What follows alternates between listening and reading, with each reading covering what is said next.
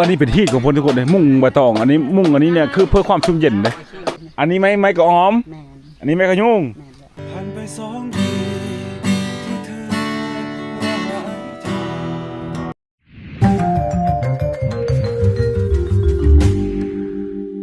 สวัสดีทุกคนวันนี้คอยอยู่บ้านหนึ่งของเมืองพลันไส้ทุกคน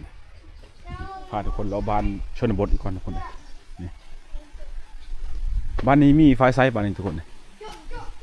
เด็กน้อยชนบทกับแบบบ้านนี้แหละทุกคนเลยเฮ็ดยังเฮ็ดยังลิงไข่ของเคยเฮ็ดอยู่แต่ตอนคนยังน้อยก็เฮ็ดแบบนี้เฮ็ดขนมนี่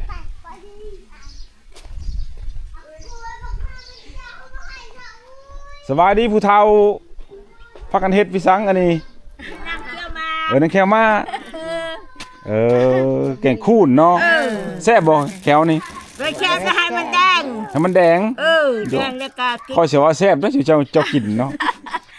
มันแค่นี้ก็บ่ม้วนไปบ่ม้วนเนาะเอาขั้นเจ้าบ่ได้แควนี่มันชมปากบ่เคยทีเลยเนาะ4 คนอยู่เจ้านี่อันแควหมดบ่คนนึงคอน้ำคนนึงก็บ่ได้เลยขอชื่อเจ้ามีขอน้ำคนนี้เจ้ามีขอน้ำแล้วก็ร่วมเคี่ยวมากพูเสียดเนาะเป็นคูนผสมกันกันบ่แซ่บยาบ่พกก็บ่เป็นเคี่ยวใช่ยาอีกใช่ยาใช่อันนั้นบ่ชี้แถวชี้แถวเอาหาพูก็อันนี้อันฝุ่นที่เจ้าบ่นี่ไม่ติ้วเนาะแม่นว่าไม่ติ้วไม่ไทยฮะไม่ประจำละเราไว้จังไว้เพียงใบมันช้ำนี่จะมาเฮ็ดฟืนเฮ็ดฟืนอันกองตารางเล้าเขาก็จะผูไอ้งูอะไรผูงูเด้เนาะอันที่เงียบๆนี่เขาจะไปหาก้นไปต้นทุกคนเลยนี่เป็นหลังเฮิรนดั้งเดิมได้แต่มีไฟฟ้าใช้บ้านนี้นะมีสัญญาณโทรศัพท์มีบ้านนี้อันนี้เนี่ยซื้อแบ่นี่เขาเจ้าเขียนไปเลยได้ใช่ไหมนะพูดเลยมีแบ่มีอย่างคนผู้มาซื้อนี่เขาเจ้าสังเกตทุกคนเลย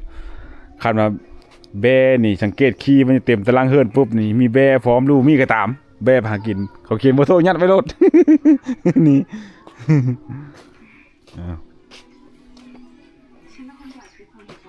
นี่เขาเจ้าอันเบิ่งโทรทัศน์ได้เขาเจ้าเบิ่งหนังไทยได้สังเกตอันได้ยินเสียงอันนี้เป็นน้ำสร้างอันโครงการในสมัยก่อนตั้งแต่20 กว่าปีที่แล้วน้ำสร้างอันนี้ทุกคนเลยและยังใช้อยู่ถึงปัจจุบันได้อันนั้น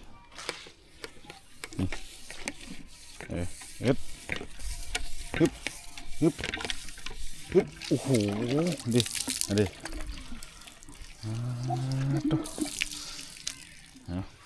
เดี๋ยวค่อยสิเอาลูกมาวันนี้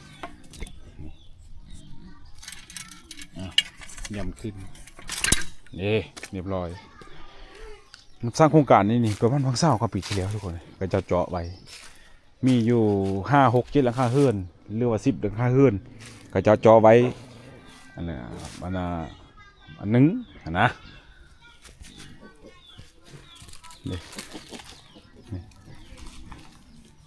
ข้าเจ้าอันหมูข้าเจ้าปล่อยได้บ้านนี้ได้นะสังเกตนะอันนี้เป็นชนเผ่าบรูทุกคนเลยชนเผ่าบรูชนเผ่าบรูแถวนี้นี่ข้าเจ้ามีหน้าแต่ข้าเจ้าประเทศไทยนี่ได้นี่ทุกคนเราข้าเจ้าเนี่ยข้าเจ้าสานไม้ดิ้วทุกคนเลยพอสานไม้ดิ้วปุ๊บแล้วข้าเจ้าก็เอาขี้ควายมาเปิดเนี่ยอันนี้เราแบบโบราณดั้งเดิมทุกคนเลยบัดนี้เราในสมัยใหม่นี่เป็นแบบนี้นี่เห็นแบบนี้ได้ฟืนเขาเจ้าก็เอาไว้ในกองตารางเฮือนแต่ละหลังคาเฮือนนี่เขาเจ้าค่อยจะเห็นรถไถรถอีตอกนี่ใส่แบบอันนี้ประสงค์นะแต่แถวบ้านหนึ่งพี่นะอันนี้เตะไม่เฮือนใหม่คือซีเมนต์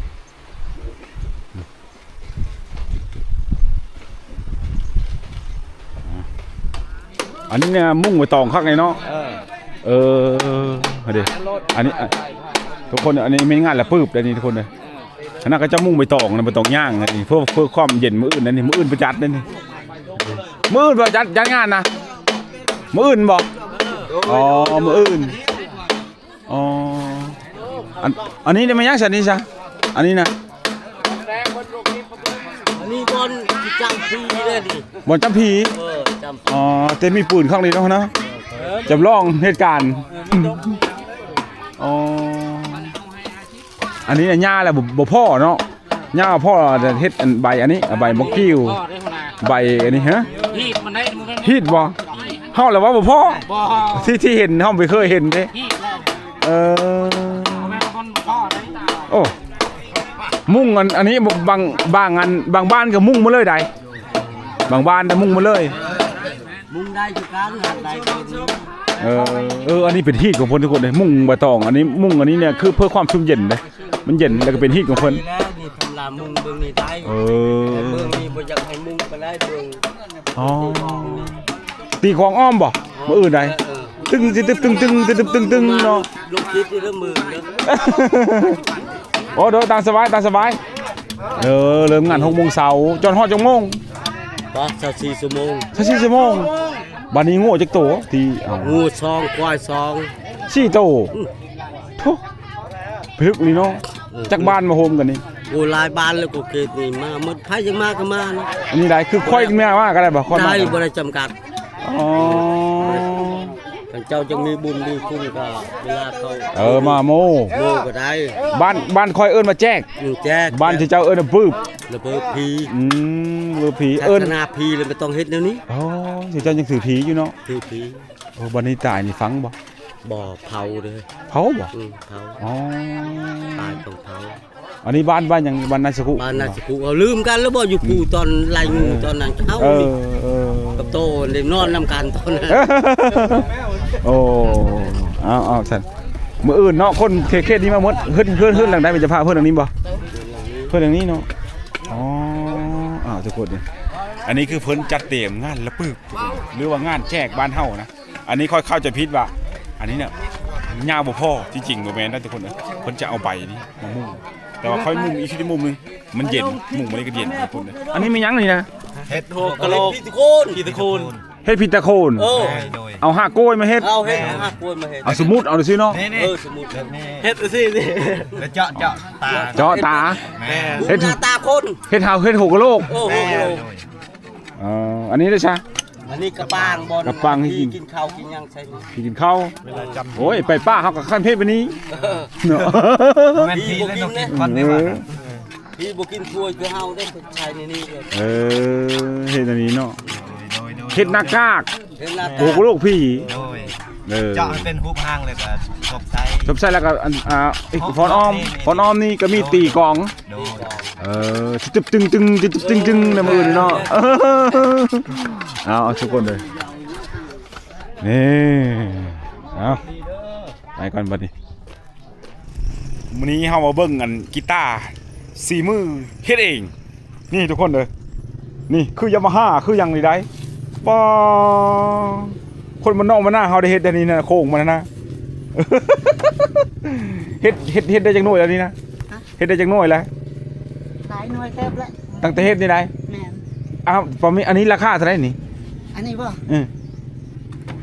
จ้าประมาณ10,000ปลายนะ 10,000ปลายหมื่นเท่าไหร่ 14,000มันหาแล้ว มัน4,500 แม่นใหม่เขา อ๋ออันนี้มีจองแล้วบ่นี่ มีแล้ว มีจองแล้ว เดี๋ยว อันนี้นี่ไม้ยังอันนี้ตัวนี้คันมันนี่ อันนั้นมันเป็นใหม่กระอ้อม ไม้กระอ้อมไม้กระอ้อมเฮากินมากมันนี่ แม่น ไม้กระอ้อมก็คักไม้กระอ้อมมันคือไม้ยังดำได้ แม่นคล้าย คล้ายๆกัน คล้ายกัน อันนี้เด้ไม้ยังซั่นนี่ อันนี้ อืม ใหม่กันยุ่ง อันนี้ไม้ขะโยงโอ้คักเลยไม้ขะโยงนี่ดีแล้วเฮาเอามาเฮ็ดดีกว่ามันออกไปทางนอกบ้านเฮาเอามาใช้ประโยชน์ แม่น ว่ากว่าสิว่าตึกอันนั้น ตัวนี้ได้ซะ คือกันเลยใหม่กันยุ่งคือกัน มดส้มตัวนึงตายอย่างนี้นะ ตึกจี ต้นผลสีนะ อันนี้ไม้กระอ้อม แม่น อันนี้ไม้ขะโยง แม่นแหละ อ๋อเฮิงบ่จะเป็นกีตาร์นึงเอา เฮิง จักมือ ถ้าเฮ็ดแท้ก็ประมาณ3เดือนจังแล้วหน่วยนี้ 3 เดือนแล้วหน่อยหนึง แต่ว่าหน่วยนี้เขาเฮ็ดมาประมาณปีหนึงแล้ว โอ้เอาถึงเจ้าของมันอยู่ไสเจ้าของมัน เจ้าของอยู่ไทย นี่ได แม่น เอาแล้วอยู่แต่จังหวัดใด บ่จือ บ่ชื่อ ว่า โอนจองแล้วบ่ เจ เนี่ย อค่ะแม่นเจ้า โอ้โหพอจักได้นี่ก็คือต้องมาจอง แม่นต้อง ตอนนี้ทึกจองจักหน่อยแล้ว ประมาณ10ปลายนี่แหละ สิไปหน่อย แม่นไหม บัดนี้คนบ้านเฮาที่ซื้อได้เอาคนที่ซื้อในเอามีไผในที่แบบว่าอยู่ในศิลปินเนาะ โอ้อันโซฟาน่า เอาโซฟานานะ แม่น โซฟานานะเอาจากนี้ แม่น เพิ่นเอาให้เพิ่นเท่าใดตอนน่ะ หึ เท่าใดเพิ่น 20,000ปลาย 2,000ปลาย แม่น อ๋อนั่นนั้นใช่เนาะเอ้าบัดนี้อันตัวเฮ็ดได้ใช่ใช่อันนี้มันยังไม่ยั้งอันนี้นะ อันนี้ จะห่วงมัน อันนี้ห้องมัน น่ะตอนเริ่มทำอิฐนะ อ๋อ เป็น อันนี้แกแม่นบ่นี่กะ แม่น เอามายังนี่ หน่วยใหม่อันนี้ก็ไม้ขยุ่ง ไม่ขยุ่ง แม่น บัดนี้เฮ็ดจักมือจังเป็นโค้งตัวนี้นี่ โอ้อันนี้ถ้าเป็นโครงต้นประมาณ5มื้อนะจังได้ 5 มืออย่างใดนี่ อันนั้นไม่ยั้งนะ โครงมันคือกันแบบยังบ่ทันได้ใส่ อันนี้นะได้ แม่น บัดนี้เนี่ยมาแล้วอันมาแหกอันหนาจักมิลเดี๋ยวนี้กระดอนี่ ประมาณ3มิล 3 มิลโอ้โหเพิ่นจังเป็นกีตาร์อันนี้เพิ่นจังเป็นครอบอันนี้ แม่น โอ้ แล้ว โดยอันนี้ไม่ยั้งซะนี่นะพวกนี้ไม่ยั้งนี่ อันนี้พินอันนี้เฮ็ดพินนี่ อันนี้เฮ็ดพินขาย โดยเฮ็ดพินขาย ได้จักหน่วยแล้วขายนี่ พินแต่มีหน่วยหน่อยนี่หลายๆหน่วยอยู่ประมาณ พินข้อเป็ดบ่พินตัวเป็ดบ่แม่นนี่บ่ เด้ อ๋อโอเคเด้พินกับตัวเป็ดโยเฮามันคือเป็ด เฮาเรา ๆว่าอันนี้พินกัน อันนี้ กำลังเริ่มเฮ็ด อันนี้ทึกจ้องแล้วบ่นี่หรือว่าหากันฮะ เฮ็ดปะไว้ซื้อ เฮ็ดปลาไว้ซื้อ ขายสนใจก็ขายได้ นี่นาย กำลังเจาะยังบ่ทัน บัดนี้แบบมันข้อมันนี่เอามาแต่ไสข้อมันนี่กีตาร์นี่ ข้อมัน มันเฮ็ดได้จากห้องเสียงมันได้จ้ะ มาเอ็นนะ เออ มันมี เฟซมันน่ะนะ เฟซอันมีสเกลนะเฮาซื้อมาที่ ซื้อมา ขยแม่นซื้อขายกันในกลุ่ม เอาบัดนี้เริ่มเฮ็ดนี่จักปีแล้ว เริ่มเฮ็ดนี่ประมาณ5ปี เอาไปทอดถอนประเทศจังไสจึงมาเฮ็ดนี่ได้นี่ ก็ตอนทอนเรียนนำสื่อออนไลน์และออนไลน์โลกออนไลน์นี่แหละทำ อ๋อมาก YouTube เนาะ ประมาณนี้ เคยไปเฮ็ดงานกรุงเทพอยู่บ่ เคยไปอยู่ ไปแล้วไปเห็นเขากีตาร์เห็นบ่ แม่นเห็นอยู่ ไปอยู่แถวใด เจอบ่ได้มาหลายปีแล้ว อ๋อ แต่ว่าจังหวัดกรุงเทพนะ อยู่กรุงเทพ แม่น ไปอยู่พุ่นแล้วมาเฮ็ดอันนี้ แม่น บัดนี้โตเฮ็ดสามารถที่จะเฮ็ดอันนี้ขายได้เดือนละสมมุติว่าเฮาเฮ็ดไปนี่สามารถเฮ็ดเป็นอาชีพได้บ่ น่าจะเฮ็ดได้นะตาม ตอนนี้ขาดหยังนี่สิตอนเนี้ย เครื่องมือวะ เครื่องมือ เครื่องมือ คันแม่นว่าอ้อไปปุ๊บนี่มีนายทุนมาซัพพอร์ตแล้วไปเฮ็ดโรงงานนี่คือสิไปได้ดีเนาะ แม่น เอ เครื่อง อ มือก็มันขาดหลายของเล็กๆน้อยๆมันยังมีหลายแต่ว่าแต่ อืม หลักๆที่ยังขาดก็คือเลื่อยพวกนี้มัน บัดนี้ ยังขาดอยู่ ที่เฮ็ดแล้วปุ๊บมีบ่เอามาเล่นให้ฟังจักโตดูที่จริงบ้านเพิ่นกับบ้านค่อยนี่ใกล้ๆกันนี่ได้ เดี๋ยวเบิ่ง ค่อยป้ากับไกลเฮิรนเพิ่นนี่แต่ค่อยเห็นอยู่ประเทศนะแต่มื้อนี้โอกาสเลิกงานยามดีก็เลยมาแวะลิ้นน้ำน้องเพิ่น ลองเก่าแบบ4-4ดูฮะจับบ่ดูฮะเสียงดีว่ะทุกคน โอ้สำเร็จดังๆเลยว่ะเออ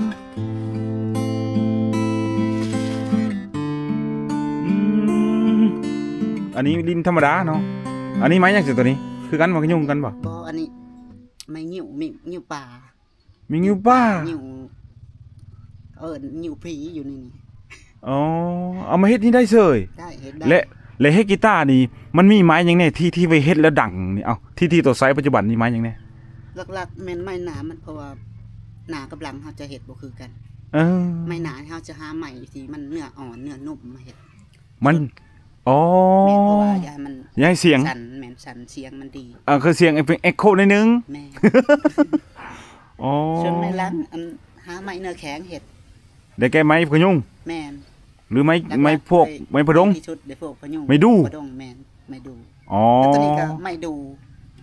ไม้หลังทางหลัง ทั้งหลังไม่ดูบ่ทั้งข้างเด้ ทางหลัง ตัวนี้ไหม ขามไม่ดูคือกัน ไม่ดูเหมือนเนาะ แม่ อันนี้อันที่เซ็ตสีเรียบร้อยลงสีเรียบร้อย แม่นลงสีเหลือง คือแบรนด์ที่ดังๆในอันนั้นพวกยามาฮ่าเลยเนาะคือเลยว่ะ คือแต่ว่ามันในมาหิวเพิ่นมันนะเฮาว่าตามที่เฮาเคยเป็นศิลปินเนาะแต่ว่าเฮาบ่ได้แม่นลิงพูดลิงกีตาร์แต่เฮาเคยสัมผัส โดย กีตาร์ตัวนี้มูลค่าประมาณบาง 40,000 ปลายหรือ 5-6,000แบบเนี้ยเฮาเคยเล่นแต่บ้านเฮาแค่ตัวนี้เท่าไหร่วะตัวนี้ ตัวนี้ 20,000 20,000เนาะ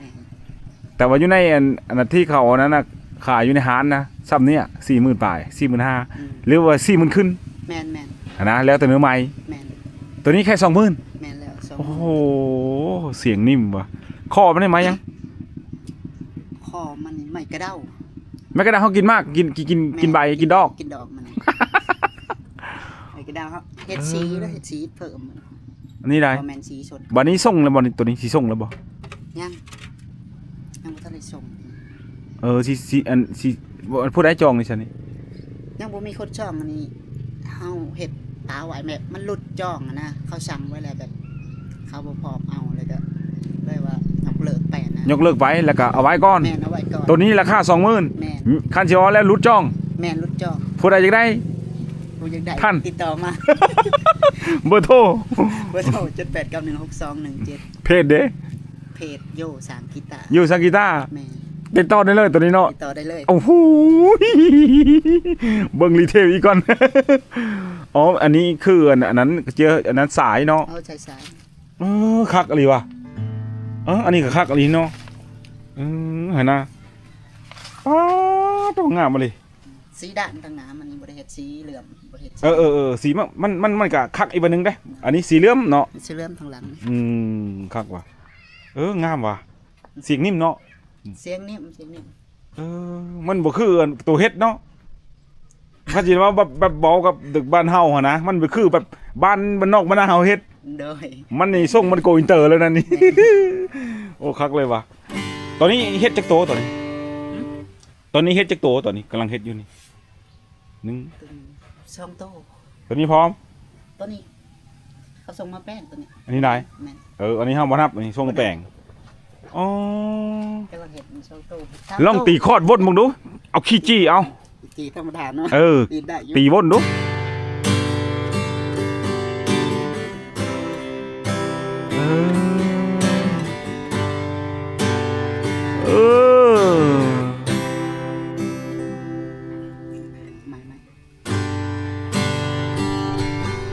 ไม่ ย่ำทุกคนเลยเสียงคักว่ะเสียงนิ่มสิ้นนะ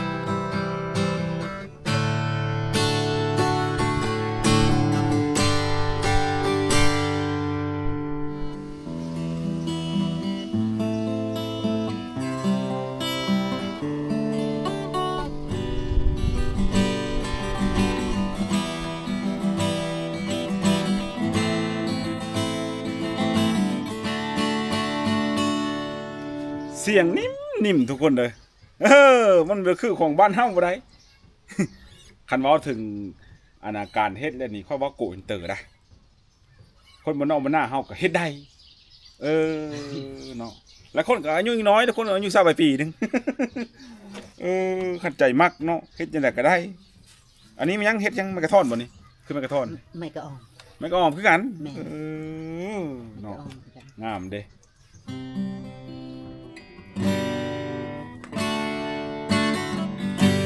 ผ่านไป2 ปี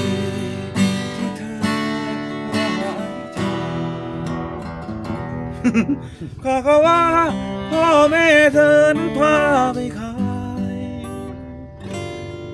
เจ็บและช้ำต้องจำทนเพราะความจนเข้าใจจากเชียงเหนือไปขายตัวสุงไงก็ลงคักแล้ว